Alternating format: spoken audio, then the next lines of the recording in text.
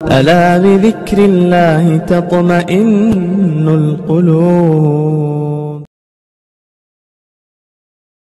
حضرت عمر رضی اللہ تعالیٰ عنہ کا ایک صاحبزادے تھے جن کا نام تھا حضرت ابو شامہ. حضرت ابو شامہ رضی اللہ تعالیٰ عمر فاروق کے بیٹے ہیں. یہودیوں نے سازش کی اور سازش کرنے کے بعد ایک پیالے میں شراب کو بھرا اور ابو شامہ سے کہا کہ یہ شربت ہے پی لو، شربت ہے پی لو. حضرت ابو شامہ نے پی لیا. شراب تھی، پتہ نہیں تھا. یہودی فوراً حضرت عمر فاروق کے دربار میں پہنچ گئے. کہا کہ آج انصاف دیکھیں گے کہ کیسے انصاف ہوتا ہے. 60 سال کا باپ، بوڑھا باپ ہے، جوان بیٹا ہے. حضرت عمر فاروق کے دربار میں آ جاتے ہیں یہودی اور کہتے ہیں کہ امیر المومنین بڑا انصاف کرتے ہو، آپ کے بیٹے ابو شامہ نے شراب پی ہے، اس کو بھی بلاؤ اور اپنے اسلام کی شریعت کے مطابق اس پر فیصلہ کرو. حضرت عمر فاروق گھر میں گئے، دیکھا کہ ابو شامہ کھانا کھا رہے ہیں.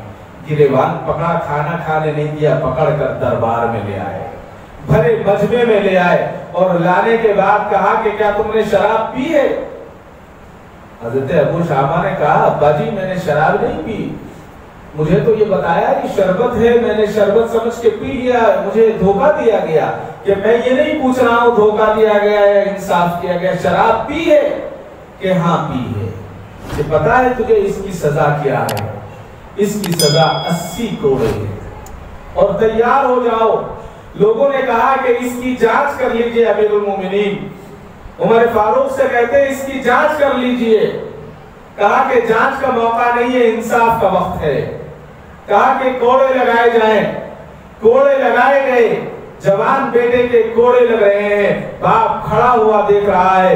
زمین دہل رہی ہوگی، آسمان ہل رہا ہوگا. تاریخ میں لکھا ہے کہ 60 کوڑے لگے اور امیر المومنین حضرت عمر فاروق کے جوان بیٹے ابو شامہ کی روح پرواز کر گئی.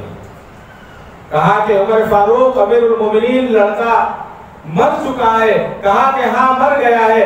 فوراً نماز جنازہ پڑھائی جائے اور تدفین کی جائے. تدفین ہو گئی. اپنے غلام کو بلایا. کہا کہ جانتے ہو عمر کا انصاف پورا نہیں ہوا ہے، 60 کوڑوں پر اس کا انتقال ہو چکا تھا، 20 کوڑے اس کی قبر پر لگائے جائے، 20 کوڑے قبر پر لگائے جائیں. عمر فاروق نے کہا، صحابی رو رہے ہیں کہ عمر اب تو مر چکا ہے. کہا کہ عمر کا بیٹا ہی تو مرا ہے، شریعت نہیں مری ہے، شریعت نہیں مری ہے. 20 کوڑے قبر پر لگائے گئے. قبر انتقال ہونے کے دوسرے دن عمر فاروق قبر پر کھڑے ہوئے ہیں.